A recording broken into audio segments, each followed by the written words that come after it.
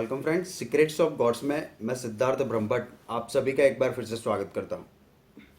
और आज हम आपको बताएंगे कलयुग के बारे में श्रीमद् भागवत गीता के अंदर लिखी हुई बातें जो आज बिल्कुल सच साबित हो रही है। अगर आपने भगवत गीता पढ़ी है तो उसके अंदर भगवान श्री कृष्ण ने कलयुग के बारे में बताया है कि कलयुग में कैसा व्यवहार रहेगा। लगभग आज से 5000 साल पूर्व भगवान श्री कृष्ण ने अर्जुन को गीता का ज्ञान दिया था। जब अर्जुन अपने सगे संबंधियों को विरुद्ध पक्ष में देखते हैं तब भगवान श्री कृष्ण से वो शस्त्र उठाने के लिए मना करते हैं। तब भगवान श्री कृष्ण उनको धर्म और कर्म समझाते हैं और अर्जुन को गीता का ज्ञान देते हैं। भगवत गीता एक समुद्र है जिसमें से आप चाहे उतने रत्न निकाल सकते हैं। भगवत गीता के बारे में सबसे बड़ी बात यह है कि आप भले ही 1000 बार आप गीता का पाठ कर ले, गीता पढ़ ले, लेकिन हर बार उसके वही श्लोक आपके सामने नए अर्थ में उभरेंगे। हर बार आपको गीता नई दिखाई देगी। कभी भी आपको ऐसा नहीं लगेगा कि गीता मैंने पहले पढ़ी हुई है। गीता हर बार एक नए अर्थ के साथ आपके सामने उभरती है। यही गीता का महत्व है।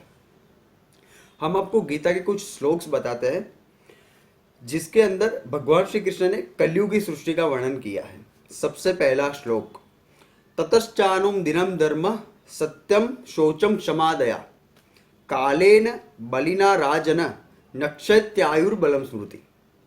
इसका अर्थ यह है, भगवान श्री कृष्ण कलयुग के बारे में भविष्यवाणी करते हुए अर्जुन से यह कहते हैं कि धर्म, सहिष्णुता, शारीरिक क्षमता, स्मृति, मनुष्य की आयु, सहिष्णुता, दया, ये सारी चीजें मनुष्य के अंदर दिन प्रतिदिन कम होती जाएगी। हम देख सकते हैं धर्म और सत्यवादिता कलयुग में देखने मिलती नहीं है। दया नाम की चीज अभी मनुष्य के मन में और हृदय में पहले के जैसे देखने को नहीं मिलती है।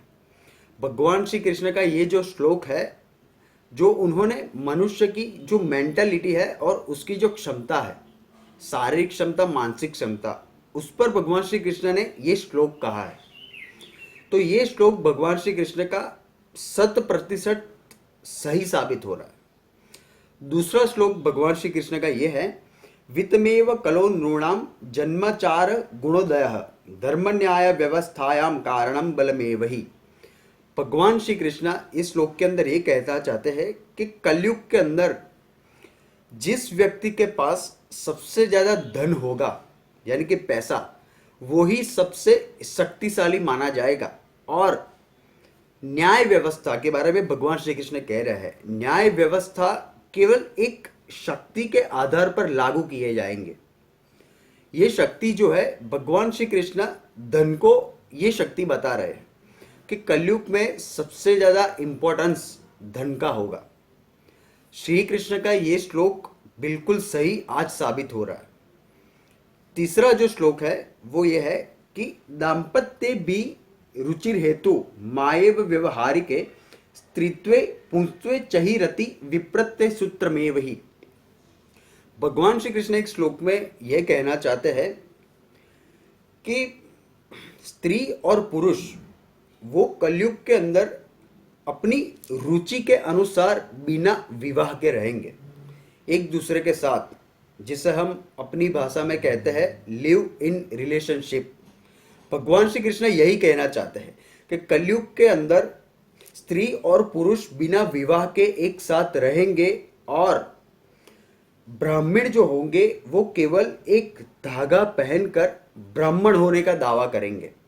ऐसा भगवान श्री कृष्ण ये श्लोक के अंदर कहना चाहते हैं।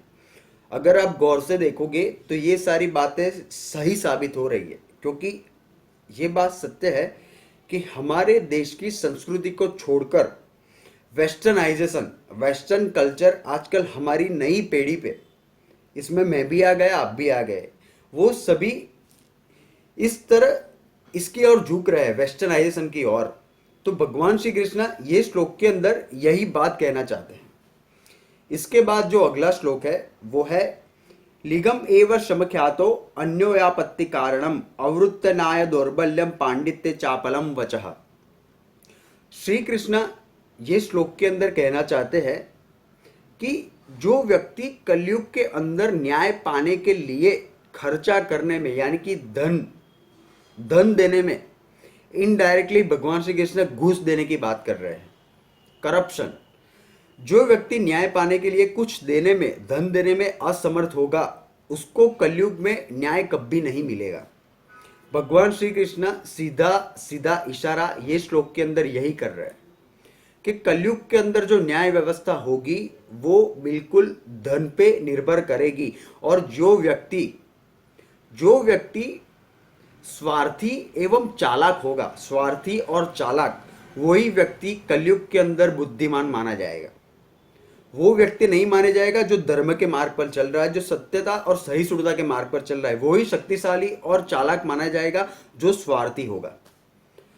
तो भगवान श्री कृष्ण ने ये सारी बातें गीता के अंदर कही है। इससे आप अंदाजा लगा सकते हैं पावर ऑफ गीता क्या है। तो धन्यवाद। आप हमारे चैनल पे सब्सक्राइब कर सकते हैं और आप अपने कमेंट्स प्लीज दें। Thank you so much.